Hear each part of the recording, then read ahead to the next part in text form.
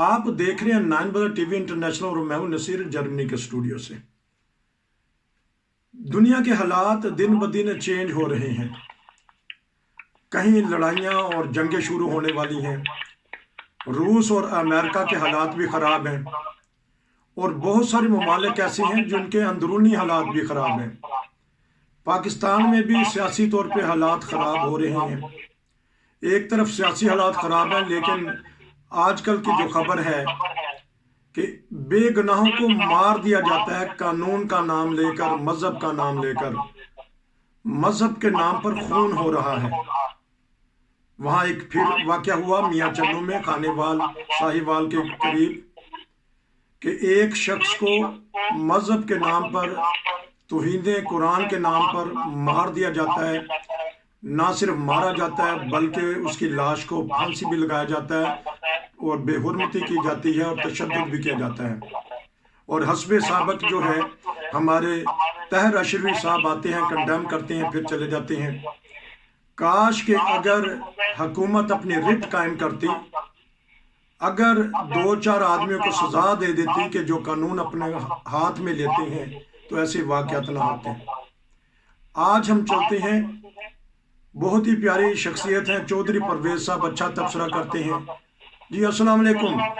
جی وعلیکم السلام سر، پھر ایک اور ثانیہ ہو گیا، پہلے سیالکوٹ کا تھا، کبھی پشاور میں ہو جاتا ہے، اب یہ میاں چنو میں ہو گیا، اس بارے میں کوئی بتائیے گا۔ جی بات یہ ہے کہ یہ بڑا ہی تکلیف دہ اور انسانیت سوز ایک واقعے کی خبر ملی ہے، اور پتہ چلا ہے کہ خانے وال میں ایک پرتشدد ہجوم نے مبینہ طور پر توہین قرآن کے جرم میں ایک شخص کو قتل کر دیا ہے۔ جی یہ قتل بھی ایک انسانیت سوز واقعہ ہے جس کی جتنی بھی مذمت کی جائے کم ہے۔ جی معلوم ہوا ہے کہ مرنے والے شخص کا نام مشتاق احمد ولد بشیر احمد تھا، جی اور وہ ذہنی مریض تھا۔ ہم، وزیر اعظم پاکستان نے اس واقعہ کی مذمت کرتے ہوئے کہا ہے کہ کسی فرد یا گروہ کی جانب سے قانون ہاتھ میں لینے کو قطعاً گوارا نہیں کیا جائے گا۔ ٹھیک پرتشدد ہجوم کو سختی سے کچلا جائے گا۔ ٹھیک اسی طرح پنجاب کے وزیر اعلیٰ عثمان بزدار صاحب نے بھی واقعہ کو افسوسناک قرار دیتے ہوئے ملوث عناصر کو قانون کے کٹہرے میں لا کر سخت ترین قانونی کارروائی کی ہدایت کی۔ ٹھیک پولیس کے ذرائع کا کہنا ہے کہ ہمیں اطلاع ملی تھی کہ کسی شخص نے قرآن کی بے حرمتی کی ہے۔ جی موقع پر جا کر دیکھا کہ ہجوم کے لوگ ایک نامعلوم شخص کو رسی سے باندھ کر اوہ، تشدد کر رہے تھے۔ ہم، پولیس نے روکنے اور سمجھانے کی کوشش کی، مگر پولیس ناکام رہی، ٹھیک اور ہجوم نے اس شخص کو تشدد کر کے ڈنڈے سوٹے مار کر ہلاک کر کے درخت سے لٹکا دیا، ہم، جس سے علاقے میں خوف و ہراس پھیل گیا۔ جی اب ہم اس پہ کیا تجزیہ ہے ہمارا اور اس کا کیا بات کریں؟ بہت ہی دکھ کی بات ہے، یہاں پر آئے دن اس طرح کے واقعات ہوتے ہیں۔ اس سے پہلے ابھی چند دن ہوئے آپ نے دیکھا کہ سیالکوٹ میں ایک واقعہ ہوا، اس سے پہلے کئی واقعات ہوئے، گورنر صاحب وہ سلمان تاثیر صاحب کا قتل بھی ہم، اسی طرح ہوا۔ یہ اب اس کو معاشرہ میں نہیں کہتا، یہ تو ایک بے ہنگم ہجوم ہے جی جو جاہل مطلق ہے، جی نہ دین سے واقفیت ہے نہ قانون سے کوئی سروکار۔ ٹھیک بظاہر ایک ہی حل ہے کہ فی الحال ذمہ داران کا تعین فوٹیج اور فرانزک سے کیا جائے اور اصل ملزمان تک پہنچ کر انہیں گرفتار کر کے قانون کے مطابق سزا دی جائے۔ جی افسوس کا مقام ہے کہ آئے دن بے گناہ انسانوں کی زندگیوں کے ساتھ کھیلا جاتا ہے۔ ٹھیک اب اس قتل میں جو مرنے والا شخص ذہنی مریض تھا، جی اور میں چونکہ قانون کا ایک طالب علم ہوں، اس حیثیت سے میں بتانا چاہتا ہوں اپنے ناظرین کو ہم، کہ قانون کی نظر میں ایک ذہنی مریض شخص یا پاگل شخص کے لیے کوئی قانون نہیں ہے اور کوئی سزا نہیں ہے۔ جی یعنی قانون اور عدالتیں ہم، ایسے مریض کو، ایسے مجرم کو جو ذہنی مریض ہو، ہم، کوئی سزا نہیں دیتی۔ ٹھیک قانون میں یہ پڑھا ہے ہم نے کہ پاگل کے لیے کوئی سزا نہیں ہے، کیونکہ پاگل پن سے بڑی اور کوئی سزا ہے ہی نہیں۔ اللہ رحم کرے جی۔ یعنی سب سے بڑی سزا جو قدرت کی طرف سے کسی شخص کو ملتی ہے وہ یہی ہے کہ وہ اس کا ذہنی توازن بگڑ جائے، خدا نہ کرے کسی کا۔ تو قانون کی نظر میں پاگل شخص کے لیے یا ذہنی مریض کے لیے کوئی سزا نہیں ہے، اور ایسے شخص کو قانون کوئی پکڑ نہیں کرتا، کوئی گرفت نہیں ہے قانونی ایسے شخص کے لیے، بلکہ اس کو آزاد چھوڑ دیا جاتا ہے تا وقت کہ وہ دوسرے انسانوں کے لیے اگر وہ ضررساں ہو، دوسرے انسانوں کو نقصان پہنچائے تو اس کو پھر روکنا ضروری ہے، سزا نہیں، سزا کے طور پہ نہیں، اس کو صرف بند کیا جاتا ہے، روکا جاتا ہے، لیکن اسے کوئی سزا نہیں دی جاتی، اس کے لیے کوئی قانون حرکت میں نہیں آتا۔ لیکن جن لوگوں نے یہ جرم کیا ہے، جن لوگوں نے یہ قتل کیا ہے، اور جن لوگوں نے اپنے ہاتھ رنگے ہیں اس بڑے گناہ میں، ان کے لیے قانون کو حرکت میں آنا چاہیے۔ اور کاش یہ جو ابھی میں نے بتایا آپ کو، وزیر اعظم صاحب کا اور وزیر اعلیٰ صاحب کا باتیں ان کی اور ان کی ہدایات، یہ اسی صورت میں کارآمد ہو سکتی ہیں کہ اگر قانون حرکت میں آئے، ذمہ داران کو پکڑا جائے، انہیں قانون کے کٹہرے میں لا کر لٹکایا جائے اور ایسی سزا دی جائے جو دنیا کو نظر آئے۔ اگر اس طرح کیا جائے تو میں سمجھتا ہوں کہ چند ایک مریضوں کو بھی، چند ایک مجرموں کو بھی سزا دے، یہ حرکتیں، یہ جرم جو ہے رک سکتا ہے یا کم ہو سکتا ہے۔ لیکن افسوس یہی ہے کہ اس ملک میں کوئی قانون نہیں ہے، کوئی معاشرہ نہیں ہے، کوئی تہذیب نہیں ہے، اور کوئی دین نہیں ہے۔ جس چیز کو یہ دین سمجھتے ہیں وہ حقیقت میں دین نہیں ہے۔ یہ دین بڑا خوبصورت دین ہے جس کا یہ لوگ دعویٰ کرتے ہیں، اور اگر اس دین کی خوبصورت تعلیم کو میں سمجھتا ہوں 10% بھی اگر سمجھ لیا جائے تو اس قسم کے واقعات کبھی رونما نہیں ہوتے۔ کسی انسان کا، ایک انسان کا قتل پوری انسانیت کا قتل ہے، اور کسی ایک انسان کی زندگی کو بچانا پوری انسانیت کو بچانے کے برابر ہے۔ تو اس ایسی خوبصورت تعلیم کے ہوتے ہوئے اس طرح کے جرائم پر افسوس ہی کیا جا سکتا ہے۔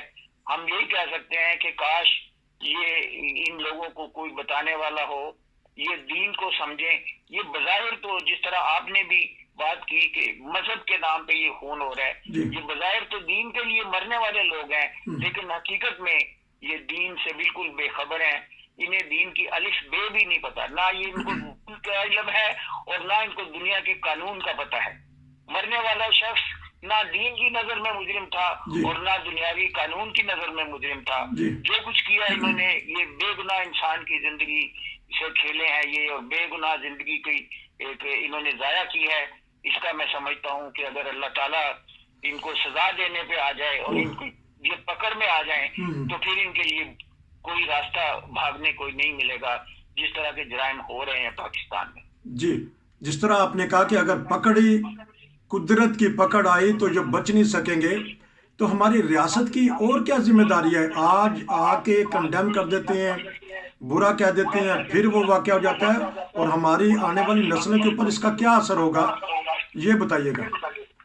دیکھیے جی، یہ بات ہم بہت دفعہ کر چکے ہیں کہ ہمارا نظام فیل ہو چکا ہے۔ جی، یہ بوسیدہ نظام بالکل بیکار ہے، جو اس وقت کسی کام کا نہیں ہے، وہ کچھ نہیں کسی کو دے رہا۔ جی، کوئی بظاہر ایک قانون ہے، ایک ریاست ہے، لیکن نہ قانون ہے نہ ریاست ہے، اور میں سمجھتا ہوں کہ جنگل کا قانون ہے۔ اس وقت بہت تکلیف ہوتی ہے پاکستان کے حالات پہ۔ یہ بیانات بازی کا کوئی فائدہ نہیں ہے۔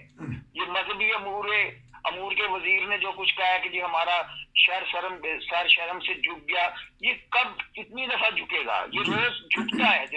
یہ لوگ ذمہ دار ہیں، اگر یہ کچھ نہیں کریں گے تو اللہ تعالیٰ کی قیامت کے دن بھی ان کی پکڑ ہوگی۔ جو ذمہ دار ہے وہ مذمت نہیں کرتے، مذمت میرے اور آپ جیسے لوگ کرتے ہیں جن کے ہاتھ میں کچھ نہیں ہے۔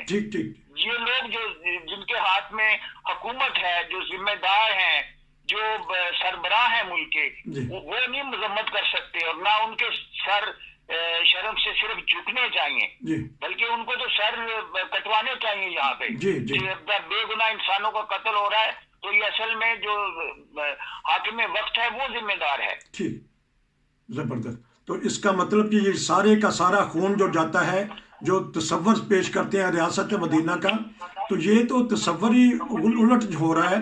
तो जब से ये इमरान खान साहब आए हैं तो मजहबी इंतहा पसंदी अरूज पे पहुंच गई है।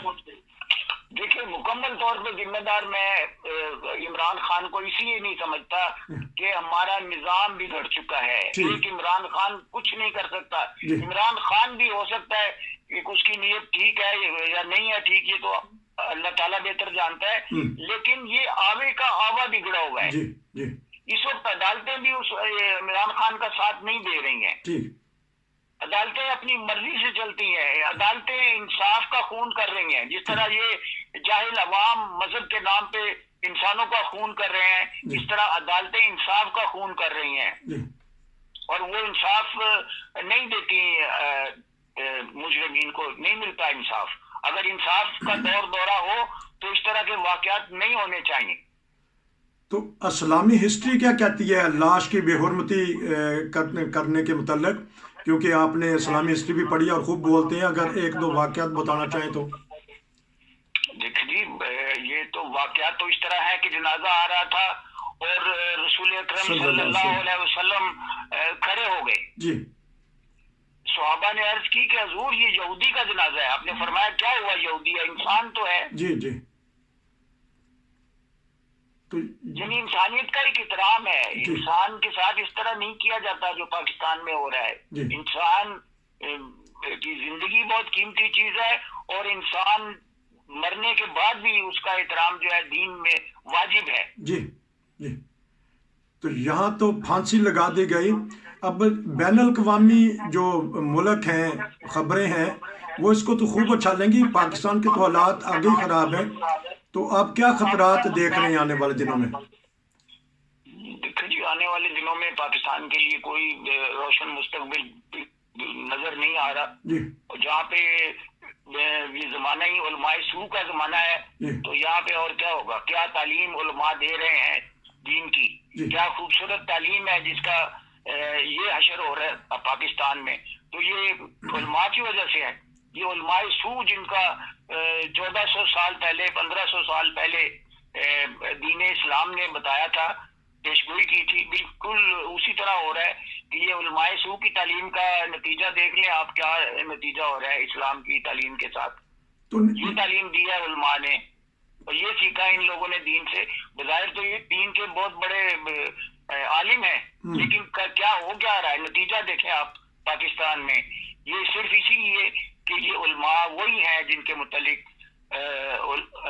हदीस शरीफ में आया कि ये उस जमाने के उलमाए सू होंगे और आसमान के नीचे बदतरीन मखलूक होंगे। तो यही बदतरीन मखलूक है और उसके काम देख ले आप। अच्छा, तो ये देख लें कि अब आप कानून के जो जानते हैं, इतना सारा हजूम है, तो फिर दफा किसके ऊपर लगेगी, किसको सजा मिलेगी? तो ताकि क्या कहता है कानून? देखिए जी, मैंने पहले अर्ज किया कि आजकल जो निज़ाम है, साइंसी आलात हैं फॉरेंसिक के, और फुटेज में आ जाता है, बहुत कुछ पता चल जाता है। अगर इंसाफ करने का इरादा हो तो फिर पता चल जाता है और मुजरिमीन को सजा मिलनी चाहिए। ये पता चला कि 60-70 के करीब लोग पकड़े हुए हैं पुलिस ने और कार्रवाई कर रही है। लेकिन सवाल तो यही है कि इंसाफ करने वाला कोई हो। अगर इंसाफ करेंगे और सही मुल्जिमान को सजा होगी तो यकीनन जुर्म रुकेगा। लेकिन अगर रिश्वत लेकर छोड़ दिया, असल मुल्जिमान को छोड़ दिया और बेगुनाह को पकड़े रखा और उनको जेलों में बंद कर दिया, तो उससे कोई फायदा नहीं होगा और कोई नतीजा नहीं निकलेगा। बहुत शुक्रिया आपका, क्योंकि वक्त अब ख़त्म हो रहा है। बहुत सारी बातें हो सकती हैं पाकिस्तान में जो सानियात पे सानियात हो रहे हैं। वज़ीर आज़म साहब अपनी हुकूमत बचा रहे हैं, ओपोजिशन हुकूमत में आना चाहती है। उनको पता ही नहीं कि हमारा मुआशरा किस तरह बिगड़ गया है।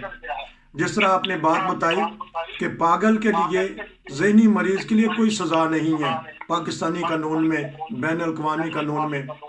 काश हमारी अवाम, हमारे हुक्मरान और जो भी तबका है, अदलिया है, ऐसे वाक़यात का सदेबाब करें, ना होने दें پاکستان کی بقا اسی میں ہے کہ مل جل کے رہا جائے اور ایسے قوانین بنائی جائے جس کی وجہ سے یہ آئے روز سانحات ہوتی ہیں یا نہ ہو سکیں۔ ناظرین، یہ تھا آج کا ایک خصوصی پروگرام۔ چودھری پرویز احمد صاحب ہمیں بتا رہے تھے قانونی طور پہ، اسلامی طور پہ، انسانی طور پہ کاش یہ ساری کی ساری چیزیں ہمارے ملک میں آ جائیں اور وہ بھی ایک ترقی یافتہ ملک بن جائے۔ آپ کا بہت شکریہ، پھر بات ہوگی، نصیر کو اجازت دیجیے۔